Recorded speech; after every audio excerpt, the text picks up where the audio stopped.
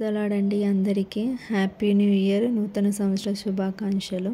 అయితే దేవుడు ఈరోజు మాట్లాడాలనుకుంటున్న మాట ఏంటనంటే, మన మనోనేత్రములు తెరవబడుట. అంటే దేవుడికి మన మీద ఉన్న ఉద్దేశాన్ని మనం ఎరుగుట. మన మీద దేవునికి ఏ ఉద్దేశం ఉందని మనం ఎరగాలండి. అయితే ఒక చిన్న మాట చదువుకుందాము. యోబు గ్రంథంలో 42వ అధ్యాయము 2వ వచనం. నీవు సమస్త క్రియలను చేయగలవనియు, నీవు ఉద్దేశించినది ఏదియో నిష్ఫలము కానేరదనియు నేనిప్పుడు తెలుసుకొంటిని. జ్ఞానము లేని మాటల చేత ఆలోచనను నిరర్ధకము చేయు వీడెవడు. ఒక మంచి మాట కదండి ఇది. యోబు గ్రంథంలో యోబు జీవిత చరిత్రనే మనకి ఎంతో ఉదాహరణ. ఇది అందరికీ ఉదాహరణ అసలు యోబు జీవిత చరిత్ర. అయితే యోబుకి ఇక్కడ దేవుడికి తన పట్ల ఉన్న ఉద్దేశం ఏందన్నది ముందు అర్థం కాలేదు. 42వ వచనం చివరికి వచ్చాక యోబుకి అర్థమైంది ఏంటంటే, దేవునికి తన పట్ల ఉద్దేశం ఏదైతే ఉందో తనకి చివరికి అర్థమయ్యిందనమాట. అంటే ఆరంభం నుండి తనకు కలిగిన పరిస్థితులను కానీ, శ్రమలను కానీ, కుటుంబ పరిస్థితులు కానీ, తనకి ఉన్న ఆస్తి సంపద, పిల్లలు మొత్తము అన్నీ పోయినా కూడా ఎప్పుడు దేవుని విషయంలో యోబు సనగలేదు. దేవుని ఆరాధించిన వేళలో యోబు అంటున్నాడు అనమాట. ఆ అధ్యాయంలో చెప్తున్నాడు అనమాట, దేవుడు నా పట్ల ఏ ఉద్దేశం కలిగి ఉన్నాడో ఇప్పుడు నేను ఎరుగుతానని చెప్పి. అయితే మనం కూడా దేవుడు ఈ నూతన సంవత్సరంలో మన పట్ల ఏం ఉద్దేశం కలిగి ఉన్నాడని నిర్ధారించుకోవాలండి. మనం ఆరాధిస్తున్న దేవుడు మామూలు దేవుడు కాదండి. 1000 సంవత్సరాల కృప చూపే దేవుడు మనకి. ఇశ్రాయేలునే కునకక నిద్రించక కాపాడిన దేవుడు అట్లాగే మనల్కి కూడా 1000 సంవత్సరాలు సరిపోయేంత కృపచేత మనల్ని భద్రపరిచే దేవుడు అండి. అయితే మీకు ఏ కార్యము తలపెట్టినా ఈ సంవత్సరంలో వృద్ధియు క్షేమము కలుగజేయాలని దేవుడు ఆశిస్తున్నాడండి. అయితే ఈ లోకంలో క్షేమము మనకు ఏమాత్రము లేదు. ఈ పాపపు లోకంలో దేవుడు మన పక్షాన ఉండి నడిపిస్తున్నాడు. ఆయనను నమ్ముకొని మనము దేవుడితో ఖచ్చితమైన నిబంధన ప్రకారము వాక్యానుసారంగా బ్రతికినట్లయితే దేవుడు మన పట్ల ఎంతో మహిమకరంగా దీవిస్తాడండి. ఈ సంవత్సరము దీవించునుగాక. ఆమేన్. ప్రార్థన కలిగిన వ్యక్తి ఈ సంవత్సరంలో ఖచ్చితంగా వృద్ధిలోనికి వస్తాడండి. మనం ఖచ్చితంగా ఈ సంవత్సరంలో ప్రార్థనను పెంచుకోవాలి, దేవుని మీద విశ్వాసాన్ని పెంచుకోవాలి. ఏది ఉన్నా సరే యోబు వలె మనం కూడా యెహోవానే ఇచ్చును, యెహోవానే తీసుకొని పోనని అట్లా యథార్థ హృదయంతో ఉన్నట్లయితే కనుక సమస్తము దేవుడు మనకి సాధ్యపరుస్తాడండి. దేవుడు ఖచ్చితంగా మనల్ని అభివృద్ధి పదంలోకి నడిపిస్తాడని. ఎందుకంటే తన బిడ్డలు అభివృద్ధి చెందడం కూడా దేవునికి ఎంతో ఇష్టము, దేవునికి ఎంతో మహిమకరం అన్నమాట. అది దేవుని నిబంధన చేసుకున్నాం కాబట్టి మనం కూడా దేవుడి నిబంధన ప్రకారం, దేవుని వాక్యానుసారంగా యథార్థంగా మనం ఉంటే మనం కూడా దేవుని తన బిడ్డల వల్ల మనం అడగొచ్చు.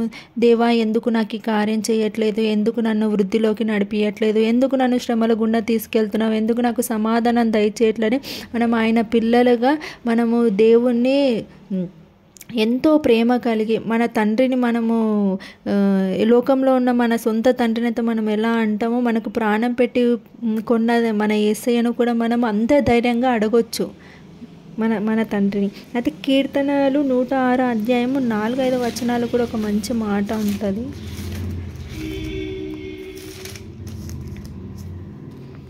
యెహోవా, నీవు ఏర్పరచిన కొన్ని వారి క్షేమము నేను చూచుచు, నీ జనులకు కలుగు సంతోషమును బట్టి నేను సంతోషించుచు, నీ స్వాస్థమైన వారితో కూడికొని ఆడునట్లు నీ ప్రజల యందు నీకున్న దయ చొప్పున నన్ను జ్ఞాపకమును తెచ్చుకొనుము, నాకు దర్శనమిచ్చి నన్ను రక్షింపుము.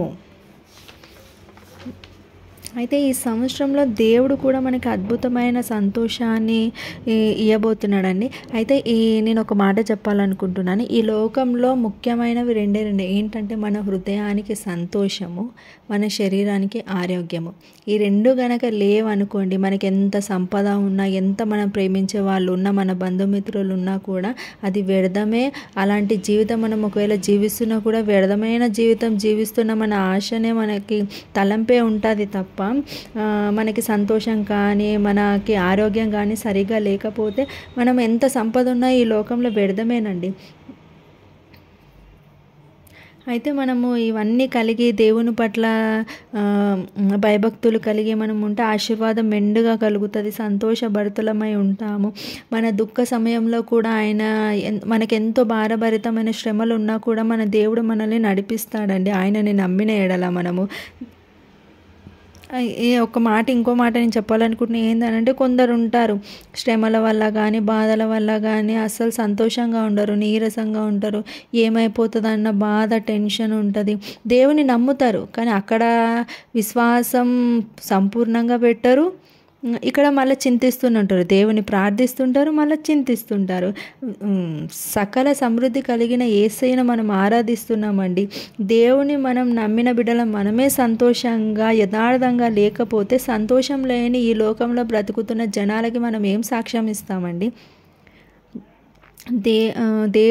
దేవుని మందిరంలో నిత్య ఆనందం, నిత్య సంతోషం ఉంటుందండి. మనం ఆయనని సంపూర్ణంగా నమ్మి యథార్థంగా ఉండి ప్రార్థన పరులాగా మనం ఉండి ఆయన వాక్యానుసారంగా నడిచి ఆయనకు ఒక నిబంధన చేసుకొని మనం ఉన్నట్లయితే కనుక మనకి ఎన్ని శ్రమలు ఉన్నా, ఎన్ని టెన్షన్స్ ఉన్నా, ఎన్ని వ్యాధి బాధలు ఉన్నా కూడా మనం ఎప్పుడు సంతోషంగా ఉంటామండి.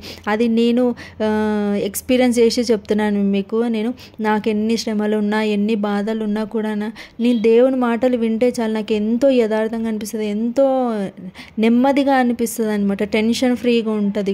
నాకు నా యేసయ్య ఉన్నాడు, ఎన్ని శ్రమలు వచ్చినా ఎన్ని బాధలు వచ్చినా నాకేమి కాదు, నాకంటే ముందు నా తండ్రే నడుస్తాడు, నా దేవుడే నడుస్తాడు, నన్ను నడిపిస్తాడు అని చెప్పి నేను చాలా ధైర్యంగా ఉంటానండి. నాకైతే ఎంతో ఓదార్పుని ఇస్తాయి యేసయ్య మాటలు అయితే. నేను చెప్తున్నా కదా, నేను చాలా ఎక్స్పీరియన్స్ చేశాను, నేను ఈ మాటలు చెప్తున్నాను. నేను ఎక్స్పీరియన్స్ చేస్తున్న పరిస్థితుల్లోనే దేవుడు నాకు ఇచ్చిన ఈ ప్రణాళిక అండి నేను గమనించాను. దేవుడు నాకు ఇచ్చిన ప్రణాళిక ఏంటంటే, నువ్వు ఎలాగైతే నా మాటల చేత నెమ్మది పొందుతున్నావో ఇంకో 10 మందికి నువ్వు కూడా నా మాటలు చెప్పి వాళ్ళకు కూడా ఓదార్పునివ్వు, నెమ్మది ఇవ్వు అని చెప్పి. అందుకే నేను దేవుని శ్రేష్టమైన మాటలు ఆయన నా చేత మాట్లాడిపిస్తున్న మాటలండి ఇవి నేను మాట్లాడుతున్నాను. లేకపోతే నాకు మాట్లాడడం అంటేనే చాలా భయం. అలాంటిది నేను ఇలా దేవుని మాటలు చెప్తున్నానంటే అసలు నేనే నమ్మలేకపోతున్నాను. కానీ నాకు ఎంతో సంతోషంగా ఉంది. ఎందుకంటే దేవుడు ప్రణాళిక నాకు చేతనైనంత ఎంతో కొంత నేను చేస్తున్నాను. నాకు పూర్తిగా తెలియకపోవచ్చు కానీ నేను ఎంతో కొంత అయితే దేవుని పరిచర్య చేస్తున్నానే నాకు చాలా సంతోషంగా ఉంది. అయితే ఈ సంవత్సరం దేవుడు అదే చెప్తున్నాడండి మనకి. దేవుడికి మన మీద ఉన్న ఉద్దేశం ఏంటని మనం ఎరిగి కనుక్కొని కనుక ఆ ప్రకారమే నడిచినట్టయితే దేవుడు మనల్ని విడిచిపెట్టాడు. ఈ నూతన సంవత్సరంలో గొప్ప కార్యాలతో మనల్ని ఆశీర్వదించబోతున్నాడు. మన చేయి పట్టి వెన్ను తట్టి మనల్ని నడిపించాలని ఆయన ఆశపడుతున్నాడు. అదే విధంగా నడిపించును గాక. ఆమేన్. దేవుడి కొద్ది మాటలను దీవించి ఆశీర్వదించును గాక. చిన్న ప్రార్థన చేసుకుందాము. మహాపరిశుద్ధుడవైన దేవా నీకే స్తోత్రములు. నమ్మదగిన దేవుడవి, నా మంచి దేవుడా నీకే స్తోత్రములు. ఆశ్చర్యకరుడవి, ఆలోచనకర్తవి నాయన, సర్వకార్యాలకు నాయన కారణభూతుడవి నీవే నాయన. నీకే స్తోత్రం నాయన. యేసే నిజమే ప్రభువా నాయన, మా మీద మీ ఉద్దేశం ఏంటనేది నాయన మేము గ్రహించుకొని నాయన ఈ నూతన సంవత్సరం నుంచి నాయన మొదటి రోజు నుంచే నాయన మేము ప్రారంభించినట్లయితే దేవా ఎంతో గొప్పగా మేము ఆశీర్వదించబడతాం నాయన. మీకు నిబంధన చేసి మీ నిబంధన ప్రకారం మేము నడిచినట్లయితే, మీ వాక్యానుసారంగా మేము నడిచినట్లయితే నాయన ఎంతో గొప్ప భవిష్యత్తు మాకు ఉంటుంది ప్రభు. ఎంతో గొప్ప ఆశీర్వాదాలు మేము పొందుకుంటాం ప్రభా. మాకు ఎన్ని శ్రమలు వచ్చినా, ఇరుకులు ఇబ్బందులు వచ్చినా దేవా మీరు మాకు ముందు నడుస్తారని నమ్మి పూర్తి విశ్వాసంతో నాయన మేము బ్రతికినట్లయితే నాయన ఎంతో కృప పొందిన వాళ్ళం నాయన యేసయ్య. ఎంతో అభివృద్ధి ప్రదంలోకి నాయన మేము నడిపింపబడతాం ప్రభా. అట్టిలాగున అందరూ కూడా నాయన యేసయ్య అందరి మీద నాయన మీ ఉద్దేశం ఏంటనేది వారు ఎరిగి నాయన అట్టి విధంగా వారు నడుచుకున్నటకు మీరు కృప చూపండి. సమస్తాన్ని మీ చేతులకు అప్పగిస్తూ యేసు పరిశుద్ధ నామంలో అడిగి వేడుకొని పొంది ఉన్నాం తండ్రి. ఆమేన్.